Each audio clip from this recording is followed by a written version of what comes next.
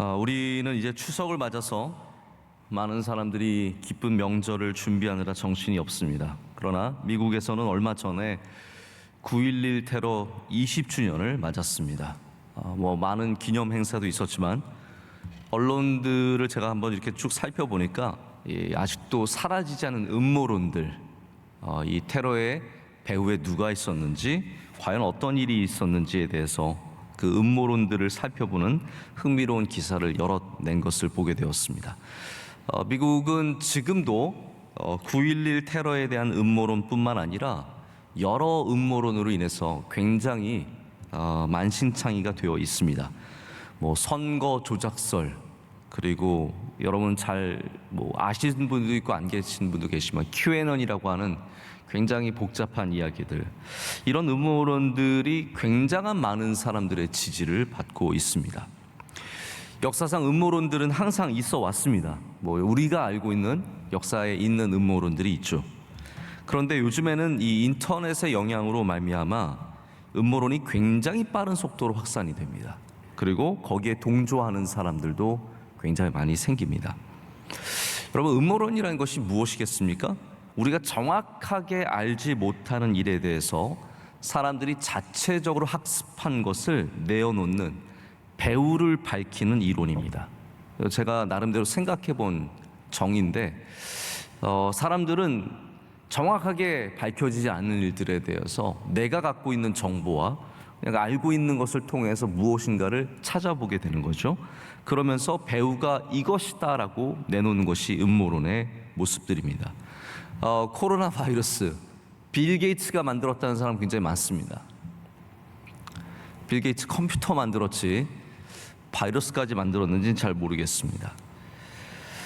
그 외에도 우리 기독교계 안에서도 굉장히 잘못된 음모론들이 너무나 많이 있습니다. 제가 우리 명성교회 성도님들, 제가 다른 교회 성도님들까지는 모르겠고요, 최소한 우리 명성교회 성도님들은 너무 음모론을 좋아하시면 안 됩니다. 인터넷에 떠돌고 있는 수많은 음모론으로부터 우리 영혼을 지키는 것도 굉장히 중요한 일이고, 그걸 너무 열정적으로 소비하지 마십시오. 빠지면 건강하지 않습니다. 그런데 이렇게 음모론이 부정적임에도 불구하고 우리에게 단 한 가지 긍정적인 교훈을 준다면 배후에 누군가가 있을 수 있다는, 모든 사건 속에서 그 안에 역사는 무엇인가가 있을 수 있다는 가능성이죠. 그래서 달라스 윌라드라고 하는 유명한 작가는 이 부정적인 단어를 통해서 하나님의 역사하심을 설명하려고 시도했습니다. 사실 우리의 모든 삶에 우리가 보지 못하는 힘이 있고, 우리 모든 사건 속에 그 보지 못하는 배후가 있다면 그것이야말로 정말로 명백한 음모론인데, 바로 그 음모라는 단어를 통해서 하나님의 역사하심을 달라스 윌라드는 증거하려고 했습니다. 그래서 수십 년 전에 이미 책이 나왔는데, 하나님의 모략이라는 제목의 책입니다. 이게 영어 제목으로는 거룩한 음모예요. Divine Conspiracy라고 해서 바로 하나님 안에서 숨겨진 우리의 삶을 재발견하자는 그런 의도를 갖고 쓴 책입니다. 제가 이 음모론이라든지 모략 이런 단어를 쓰면 좀 너무 무겁기 때문에, 혹은 지나치게 정치적으로 흘러가기 쉽기 때문에 제가 오늘 전략이라는 단어를 대신 쓰고자 하는 겁니다. 우리는 전략이 사실은 그 안에 하나님께서 역사하심을 보여주는 무엇인가가 있다는 것을 보여주기 위해서 쓰는 단어인데요, 우리는 이 전략을 통해서 하나님의 숨겨진 뜻이 있다라는 것을 발견하는 은혜를 꼭 누리고자 합니다. 하나님께서 행하시는 일들을 보면은 절대로 우연이 없습니다. 할렐루야. 하나님이 행하시는 일에는 우연이 없습니다. 그래서 하나님이 승리하셨다, 그러면 하나님께서 분명히 목적하신 것이 있으신 거예요. 반대로 하나님이 지셨다 라고 했을 때 이게 이제 중요한 문제인데요, 하나님이 지신 것은 하나님의 능력의 부족함이 아니라는 거죠. 우리 인간이 질 때는 그렇습니다. 사람이 질 때는 이길 때도 있고 질 때도 있지만, 우리가 능력이 부족하면 나보다 실력이 많은 사람에게 질 수밖에 없는 거죠. 근데 하나님에게는 그것이 성립되지 않거든요. 그럼 왜 하나님이 지시겠습니까? 거기에도 하나님의 뜻이 있기 때문에 지시는 거죠. 하나님의 능력의 부족함이 아니라 하나님의 뜻이 있기 때문에 하나님의 패배가 있습니다. 하나님께서 오늘 말씀을 보면 야곱에게 지십니다. 씨름해서 지십니다. 하나님이 사람과 씨름을 했는데, 그리고 제가 알기로는 야곱은 원래 좀 곱상하게 생겼던 사람 아닙니까? 에서가 이게 좀 털도 많고 우락부락했던 사람이고, 야곱은 그렇지 않았거든요. 야곱이 어떻게 하나님을 이깁니까? 그렇다면 하나님이 야곱보다 약해서 지신 것이 아니라 하나님께서 지심으로 말미암아, 패배함으로 말미암아 이루고자 하는 어떤 목적이 있으셨다는 거죠. 그것을 저는 오늘 하나님의 패배 전략이라고 불러보고 싶은 겁니다. 우리가 가져야 하는 패배 전략, 우리가 또 알아야 하는 패배 전략이 있는데요, 오늘 말씀 속에서 발견하는 패배 전략 첫 번째는 지는 걸 부끄러워하면 안 된다는 겁니다. 지는 걸 부끄러워하면 안 된다는 거죠. 하나님은 지는 것을 부끄러워하지 않으십니다. 왜냐하면 너무나 크신 분이시기 때문에 지는 것이 별 의미가 없으신 거예요. 제가 어렸을 때 저는 어디서 태어났냐면 지금 하남에 있는 구산성지에서 태어났습니다. 거기는 해양교회라고 하는 곳에서 태어났는데 지금은 제 유적지를 다 훼손해서 제 유적지를 찾아볼 수가 없습니다. 너무 안타깝습니다. 미사에 가면 아름다운 곳들만 있고 저의 예전 추억들은 다 사라졌습니다. 제가 명성교회 1980년대 저희 부모님이 개척하시기 전까지 거기서 자랐는데 거기 몇 가지 즐거운 추억이 있어요. 저는 늘 기억이 나는 것이 저희 교회 바로 앞이 그 구산성지 공동묘지였습니다. 근데 저희는 뭐 어려서 공동묘지가 좀 무섭긴 해도 저희 놀이터였거든요. 맨날 이제 올라가서 햇볕이 따뜻해지는 봄이 되면 거기에 묘지에 할미꽃이 많이 핍니다. 할미꽃이 너무너무 아름다웠던 기억이 아직도 너무나 생생하게 있고, 또 하나는 뭐냐면 그 묘지와 저희 사택 앞에 길이 하나, 흙길이 하나 있었어요. 내리막길인데 거기에서 많이 놀았는데 하루는 아버지와 제가 거기서 달리기 시합을 한 겁니다. 한 6살 때인지 5살 때인지 아직도 기억이 너무 생생해요. 아버지와 달리기 시합을 했는데 제가 이겼어요. 여러분 놀랍지 않습니까? 제가 그때부터 굉장히 잘 달린 거죠. 어마어마하게 빨랐던 거죠. 그때 아마 30대 초반 정도 되셨을 저희 아버지를 제가 이겼습니다. 그래서 제가 이겨가지고 너무 기뻐하고 좋았던 기억이 아직도 남아 있습니다. 근데 그때 몰랐던 게 있죠. 근데 지금은 아는 게 있습니다. 바로 아버지가 저에게 져주셨다는 거예요. 여러분, 져주는 것이 억울할까요? 아빠가 아들한테 져주는 것이 되게 억울할까요? 사실 그렇지 않습니다. 저는 그때 환하게 웃으시던 아버지의 얼굴이 아직도 기억이 납니다. 아하하하, 네가 왜 이렇게 빠르냐 그러시면서 져주시던 그 아버지의 웃으시던 모습이 기억이 납니다. 저도 아이들과 놀 때 웬만하면 이기지 않습니다. 저희 아이들 뭐 3명 다 제가 씨름 한 번씩 침대 위에서 하는데 저희 딸아이랑 질 때도 팍팍 넘어갑니다. 저희 딸아이가 얼마나 힘이 센지 던지면 막 날아갑니다. 아빠가 되니까 져주는 기쁨이 있더라고요. 제가 한 가지 실수한 게 있는데, 제가 이제 장가를 가서 얼마 안 됐을 때 우리 가족끼리 한번 모였는데 저희 조카 아이들, 저희 누나네 아이들과 저희 동생네 아이들이 다 그때 하면 초등학생쯤 됐던 것 같아요. 그리고 달리기 시합을 했는데 제가 다 이겼어요. 제가 다 이겨가지고 그때 우리 매형의 첫째 아들인 우리 재혁이가 얼마나 울든지 막 엉엉엉 우는 거예요. 아니 삼촌이 이기는 게 당연한 건데 막 아이가 우니까 제가 그때 굉장히 민망했던 기억이 있거든요. 제가 여러분, 달리기 시합은 삼촌들 시키면 안 됩니다. 삼촌들은 이겨요. 외삼촌도 이기고 친삼촌도 이깁니다. 그러나 아빠는 져줄 줄 알죠. 다른 겁니다. 하나님은 우리에게 져주시는 분이세요. 그렇다고 부끄러워하지도 않으시고 그것이 하나님께 괴로운 일도 아닙니다. 내가 아들한테 지다니, 내가 딸한테 지다니. 하나님 그런 분이 아니시라는 거죠. 이번에 추석에 여러분 식구들 많이 모이실 텐데 져주는 기쁨을 많이 누리시길 축복합니다. 가정의 복이 어디 있느냐? 다들 이기려고 하면 우리 재혁이처럼 우는 겁니다. 그러나 져줄 줄 알면, 거기에 아빠 같은 사람들이 많이 있으면 거기에는 기쁨이 있고 감사가 있습니다. 져주는 것은 때로는 속아주는 것이고 때로는 이기도록 가만히 놔두는 겁니다. 이 남편과 아내의 이 다이내믹에도 아주 미묘한 기류가 흐르죠. 누가 이기느냐, 누가 지느냐, 그런 게 참 많이 있습니다. 남편이 새로운 핸드폰을 좀 사겠노라고 와서 막 빡빡 우기면서 나오면 그거 여자가 이렇게 아내가 보고 봐도 이거 별로 산지도 오래 안 됐고, 그러면 어떻게 하냐면 가져갔어요. 여보 비밀번호 가르쳐줘. 비밀번호 앱 정리해주고 뭐 이렇게 깨끗하게 닦아주면서 여보 이거 봐 새 거 됐어 하면서 주면요, 그건 괴로운 일인 거예요. 남편이 막 이거 잘 안 되고 뭐 그러면은 좀 속아주고 넘어가주고 봐줄 수도 있어야 됩니다.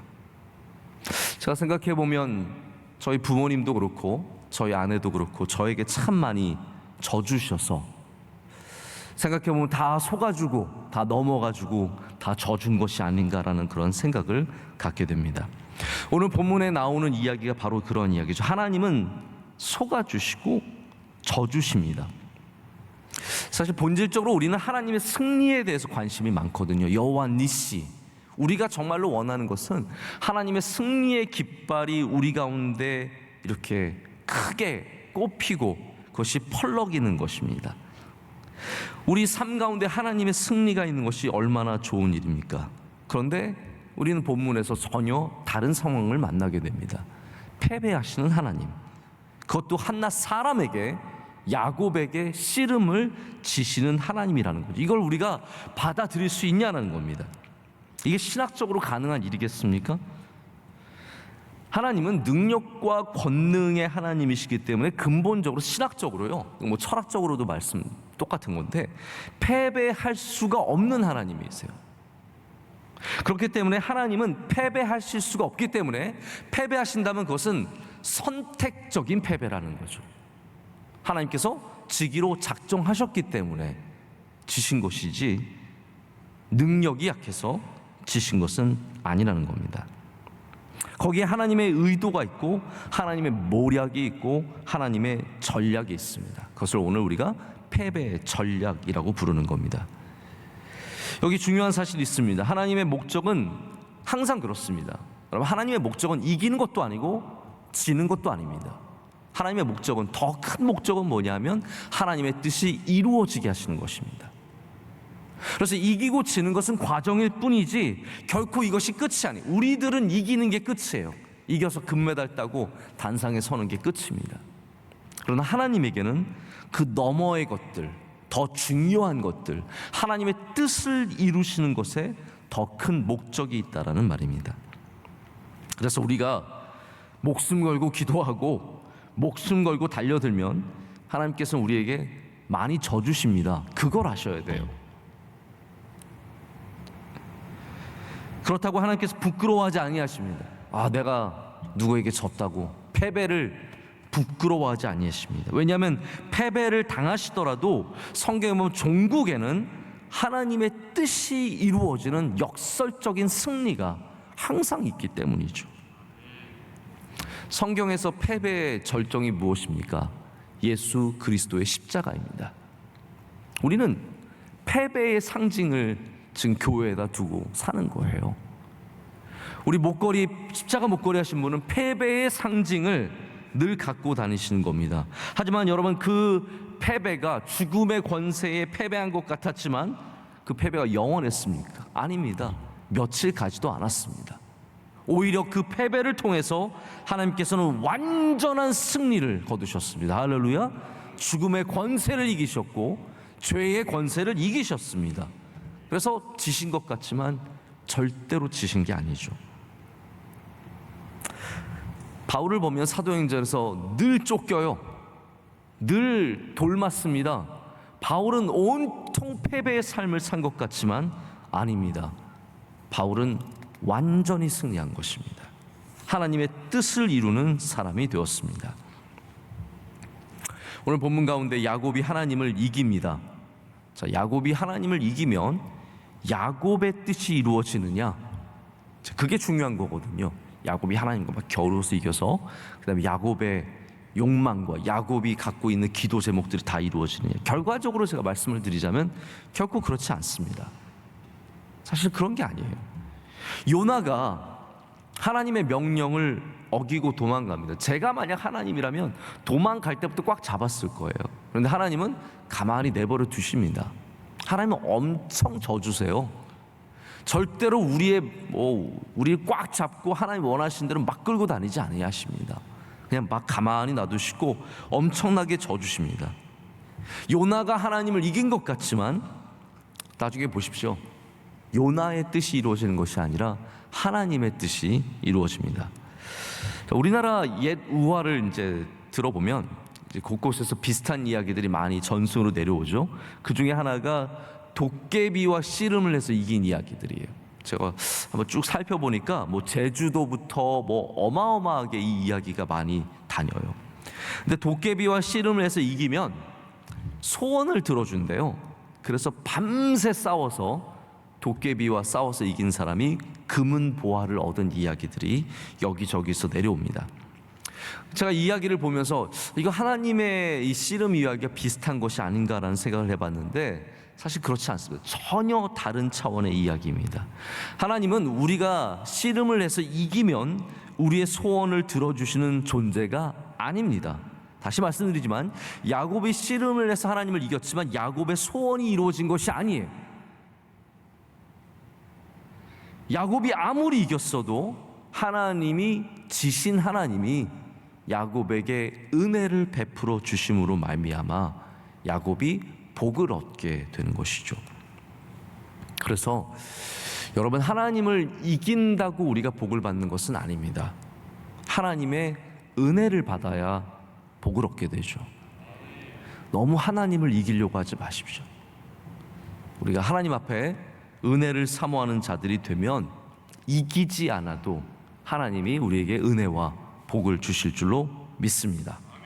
두 번째 패배 전략입니다. 두 번째 패배 전략은 복되게 하는 패배를 하라입니다. 복되게 하는 패배를 하라. 오늘 본문의 사건은 이제 야곱이 자신이 속이고 장자권을 빼앗은 지 이제 20년이 지났어요. 형을 속이고 아버지를 속이고 장자권을 빼앗아서 20년을 돌아다니다가 이제는 다시 고향 땅으로 형 에서를 만나기 위해서 가는 도중에 생긴 일입니다. 이제 야곱은 많은 식구를 이루었고 그의 재산은 엄청나게 커졌습니다. 근데 그의 삶에는 여전히 풀리지 않은 삶의 문제가 하나가 있는 것이죠. 그것이 무엇입니까? 바로 원수된 형 에서와 화해하게 되는 일이었습니다. 그래서 에서를 다시 만나러 가는 거예요. 근데 이게 굉장히 두려운 일이기 때문에 혹시나 전멸을 당할까 봐 가족들과 소유물을 4등분합니다.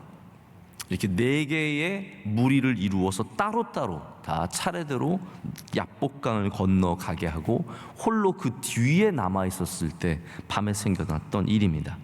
근데 오늘 사건에 야곱이 하나님을 이김으로써 말미암아 큰 전환점 하나가 생기죠. 그것이 무엇입니까? 그가 씨름을 이김으로 말미암아 야곱의 이름이 바뀝니다. 그때까지 야곱은 계속해서 야곱이었는데 하나님께서 28절에 보면 내 이름을 다시는 야곱이라 부를 것이 아니요 이스라엘이라 부를 것이니 이는 내가 하나님과 및 사람들과 겨루어 이겼음이니라. 아멘. 그렇게 하나님께서 이스라엘의 이름을 주십니다. 그러니까 이스라엘의 뜻이 뭐라고요? 하나님과 겨루어서 이겼다라는 뜻이에요. 제가 왜 이스라엘이라는 나라가 이렇게 교만한가 생각해봤던 이름 때문인 것 같아요. 이 사람들이 하나님과 겨루어서 이긴 나라니까 그렇게 유대인들이 좀 교만을 떠는 것 같습니다. 사실 하나님께서는 야곱을 계속해서 변화시키시기 위해서 그의 삶을 끌고 오셨어요. 근데 제가 어떤 성서학자의 그 이야기를 보니까 야곱이 도망하는 중에 하나님 앞에 성실하게 충실하게 나아가지 않았다고 이야기합니다. 제가 얼마만큼 동의를 해야 될지 모르겠는데 이분의 주장은 그래요. 야곱이 도망 중에 하나님께 진실되게 충실하게 나갔던 것이 아니라 급한 순간에만 하나님을 찾았다는 것이죠. 우리와 굉장히 비슷하지 않습니까? 급한 순간에만 하나님을 찾았다는 거예요. 근데 정말 큰 은혜는 뭐냐면 우리가 충실하게 나아가지 않았음에도 그 급한 순간에 하나님께서 야곱을 다 도와주셨다는 거예요. 이게 우리에게 주시는 은혜예요. 우리가 되게 믿음이 좋아서 하나님께서 도와주시는 것이 아니라 우리가 급할 때에 하나님을 찾으면 하나님은 나타나 주시고 도와주시고 은혜를 베풀어 주신다는 거죠. 그래서 이 야복강 앞에서 에서를 만나기 전에 이 정말로 중요한 순간에 하나님께서 야곱 앞에 현현하여 주십니다. 이걸 신학적으로 현현이라고 그러거든요. theophany, 하나님께서 그 거룩하신 하나님께서 인간의 몸으로 우리 앞에 나타나 주시는 거예요. 왜 하나님께서 사람의 모습을 갖고 나타나셔서 야곱과 씨름을 하셨으며 그리고 왜 져주셨을까? 저는 이거 야곱이 이긴 게 아닙니다. 하나님 왜 패배를 해주셨을까? 그 중요한 답 중에 하나는 하나님께서 지신 다음에 야곱에게 새로운 이름을 주실 때 나타납니다. 27절에 여기 나오는 그 사람, 여기 하나님이 나타나신 현현하신 그 사람은 엉뚱한 질문을 던지세요.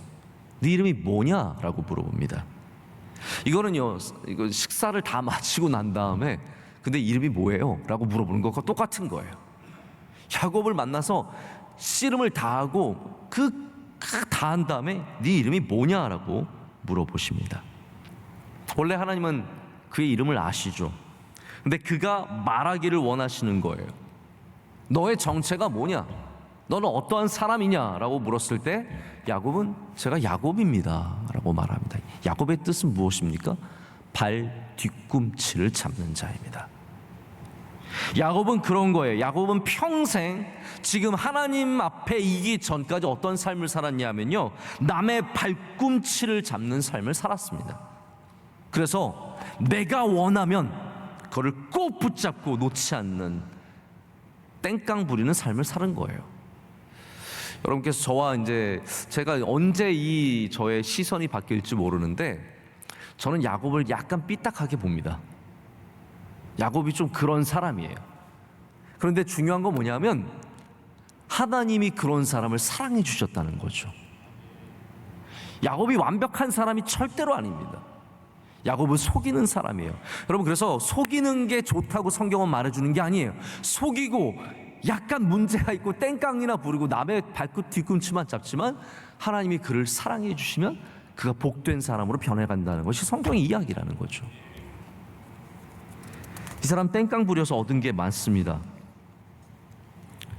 발 뒤꿈치를 잡듯이 라헬을 붙잡았고 그녀를 얻었습니다. 양떼도 라반이 절대로 좋은 양떼 주지 않았지만 발 뒤꿈치를 잡듯이 그가 얻을 수 없는 것들을 결국은 얻어낸 사람이에요. 내가 얻어야 할 것을 얻어내야 직성이 풀리는 사람이에요. 그래서 하나님과도 그렇게 씨름하는 거예요. 이기려고, 얻어내려고. 그의 이름이 야곱입니다. 이것이 야곱의 정체성입니다. 내 이름이 무엇이냐? 네, 저는 발 뒤꿈치 잡는 사람입니다. 그런데 하나님께서 그 야곱에게 나타나셔서 그에게 승리를 안겨주십니다. 그리고 새로운 이름을 주시죠. 너는 이제 야곱이 아니다. 너는 이제 남의 발 뒤꿈치 잡지 마라. 너의 이름은 하나님과 겨루어서 이겼다이다. 여러분, 이것이 얼마나 큰 전환입니까?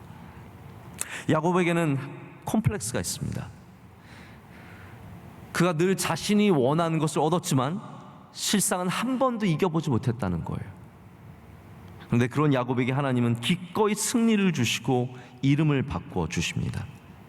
야곱은 승리자의 삶을 살아본 적이 없습니다. 평생 도망자가 아니면 빌부터 사는 사람이었습니다. 그는 속이긴 했지만 승리하진 못했어요. 장자권은 얻었지만 떳떳하지 못했어요. 아내와 양떼를 얻었지만 억울했고 그리고 마침내는 쫓겨났습니다. 근데 하나님께서 그에게 너는 이제 승리자다 라고 말씀해 주시는 거예요. 원래 승리자의 모습은 어떠해야 합니까?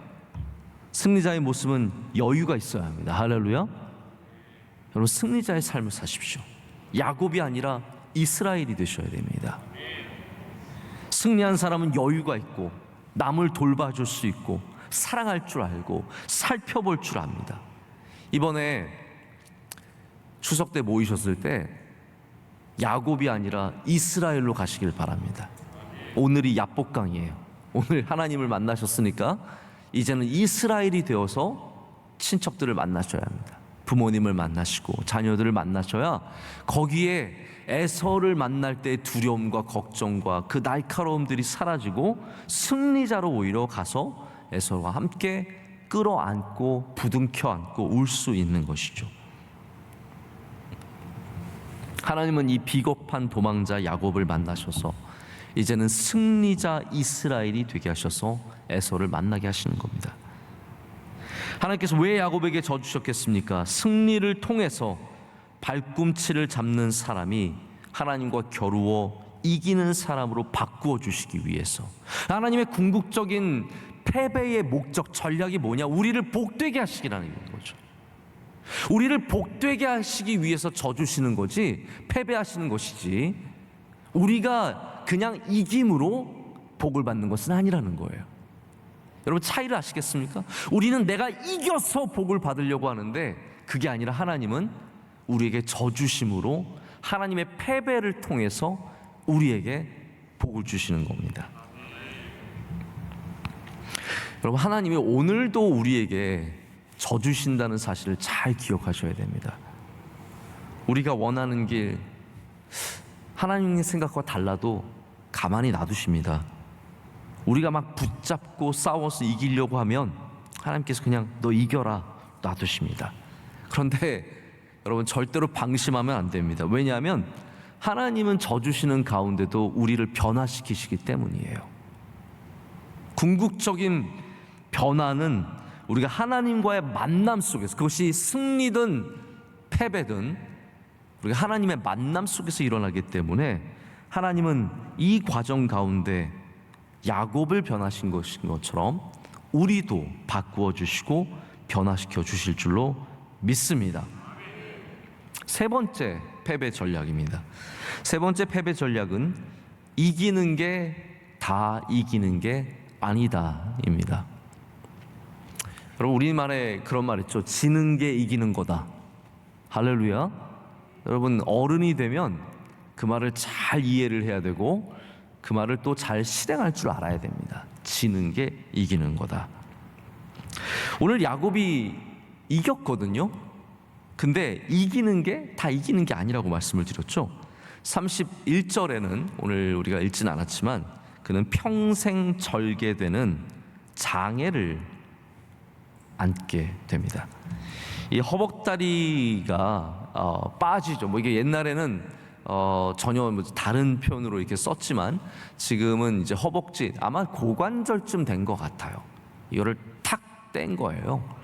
여러분 아시겠죠? 고관절은요 가장 신체에 중요한 부위 중에 하나입니다.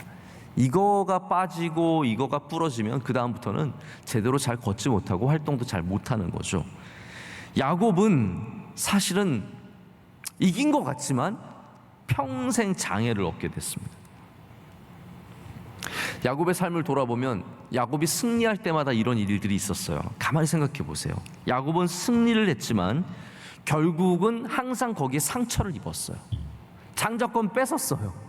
그런데 그 다음부터는 형이 두려워서 맨날 도망 다녀야 되는 거예요. 외삼촌 라반을 만나서 정착하여 아내를 얻었어요. 그러나 삼촌에게 속고 말았어요. 그러니까 이긴 것 같아도, 얻은 것 같아도 사실은 항상 얻지 못하고 이기지 못했다는 거죠. 오늘 사건도 마찬가지입니다. 야곱은 하나님과 씨르마에서 이긴 것 같지만 이 평생의 장애를 안고 살아야 하는 패배를 갖고 말았습니다.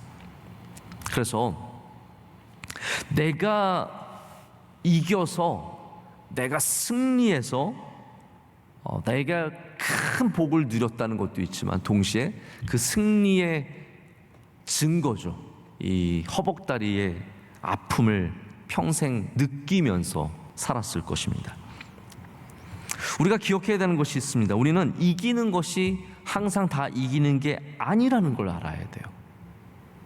제가 명성교회에 와서도 저는 그러한 목회를 많이 생각을 해보게 됩니다. 우리가 이기는 게 다 이기는 게 아니다. 저도 하나님이 이기게 하시고, 할렐루야, 이겨도 또 그것이 지는 것이고, 이런 걸 참 많이 경험하게 됩니다. 승리했을지 몰라도 사실은 이것이 야곱에게 패배가 된다라는 거죠. 여러분, 혹시 누군가에게 억지로 이기고 나서 집에 가서 마음이 불편했던 기억이 있으십니까? 도로에서 막 차랑, 옆에 차랑 막 경주하다가 결국 맞고 내가 들어가서 이겼지만 집에 가면 그거 찝찝한 거예요. 양보했으면 훨씬 더 기분 좋았을 것을 내가 이긴 다음에 그 찝찝함을 계속 갖고 살아가게 되는 경우가 얼마나 많은지 모릅니다. 하나님의 뜻이 아닌데도 불구하고 내가 원하는 것을 얻기 위해서 하나님과 씨름하고 밤새도록 씨름해서 이겼지만 결국은 환도뼈, 이 허벅다리의 뼈를 늘 그 아픔을 안고 살아가는 것과 똑같다라는 것이죠. 자, 그럼에도 불구하고 하나님은 우리에게 끊임없이 패배하십니다. 하나님께서 왜 패배하시겠습니까? 자, 앞서서도 말씀드렸지만 능력이 부족해서가 아닙니다. 우리가 오늘 말씀을 통해서 분명히 깨달은 것은 하나님께서 우리에게 패배하시는 이유는 하나님의 뜻을 이루기 위해서, 그리고 더 나아가서는 우리를 사랑하시기 때문이에요. 우리를 사랑하시기 때문입니다. 하나님께서 오늘 패배하신 다음에 야곱을 살게 하십니다.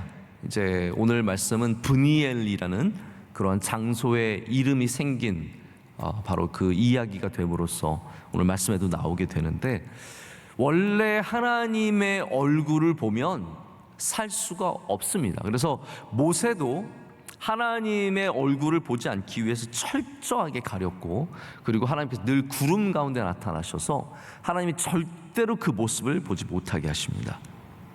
아니, 하나님께서 모습을 갖고 계시지도 않을 뿐만 아니라 하나님께서 모습을 못 보게 하시는 것도 있으시거든요. 근데 하나님께서는 오늘 야곱이 하나님의 얼굴을 보고도 살 수 있는 은혜를 주세요. 이 사건이 보여주는 것이 무엇입니까? 하나님은 져주실 뿐만 아니라 그 져주신 대상에게 하나님의 은혜와 긍휼을 베풀어 주신다는 거죠. 그래서 여기 야곱은 브니엘이라고 이곳에 이름을 짓게 됩니다. 여러분, 브니엘이라는 말은 그냥 하나님의 얼굴이 아름답습니다, 뭐 빛납니다, 그런 의미가 아닙니다. 하나님은 은혜의 하나님입니다 라는 뜻이에요. 그 얼굴을 보여주시고도 그 생명을 빼앗아가지 않은 은혜의 하나님이시라는 거죠. 그러니까 하나님은 우리가 하나님에게 이긴 장소에서, 하나님이 그 패배하신 장소에서 우리로 무엇을 알기를 원하시는 겁니까? 하나님은 사랑과 긍휼과 은혜가 많으신 분이시라는 거, 그거를 알기를 원하신다는 거. 여러분, 믿음의 가장 중요한 것 중에 하나가 저는 이거라고 생각해요. 야곱이 정말로 깨달은 것이 있다면, 야곱이 하나님은 승리의 하나님, 나에게 복을 주시는 그 하나님, 그것만 알고 지냈다면 야곱은 어쩌면 계속해서 끊임없이 무엇인가를 얻는 것만 추구하며 살았을지 모르겠습니다. 그런데 야곱이 오늘 마지막에 얻은 것이 무엇입니까? 하나님은 나를 불쌍히 여겨주시고 나에게 긍휼을 베풀어 주시고 나에게 은혜를 주신 분이시라는 것, 그것을 깨달았기 때문에 야곱이 힘을 내어서 야복강을 건너가게 된 것입니다.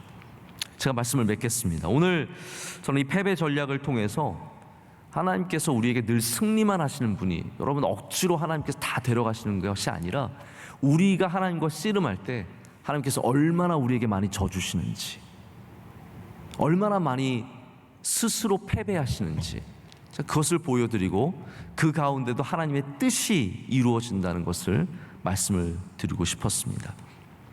오늘 마지막 말씀에는 이런 말씀을 드리고 싶어요. 우리는 사실 지금도 야곱처럼 하나님과 씨름하고 있습니다. 여러분, 기도하면서 하나님과 씨름하시죠. 하나님, 저 이거 막 땡기면서 이거 주세요. 하나님, 저 이거 돼야 합니다. 이거 넘어가야 합니다. 이거 제가 이겨야 합니다. 제가 얻어야 합니다. 제가 가야 합니다. 그런 수많은 야복강 앞에서의 씨름이 있을 겁니다. 근데 우리도 하나님께 질 줄 아는 패배 전략을 가져야 돼요. 할렐루야. 이게 제가 이렇게 드리고 싶은 마지막 이야기입니다. 하나님만 패배 전략을 갖고 계신 것이 아니라 우리도 나의 뜻을 내려놓고 하나님에게 질 줄 알아야 합니다.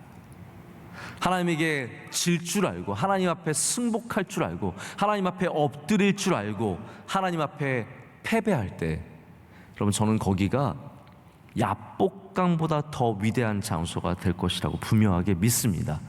여러분의 뜻대로 안 되실 때, 내 계획이 어긋날 때, 하나님께 패배한 그 장소에서 하나님께서 여러분에게 더 큰 복을 주시고 더 좋은 곳으로 인도해 주시는 은혜가 있게 되기를 간절히 축복합니다. 기도하시겠습니다. 하나님 아버지, 감사합니다. 늘 주님과 씨름하는 우리들, 기도의 제목들을 두고 반드시 얻어내고자 하는 우리들, 그런 우리들에게 하나님께서 얼마나 많이 져주셨는지요. 하나님, 그렇지만 그 하나님의 패배 속에서도 하나님께서 항상 하나님의 뜻을 이루심을 분명하게 믿습니다.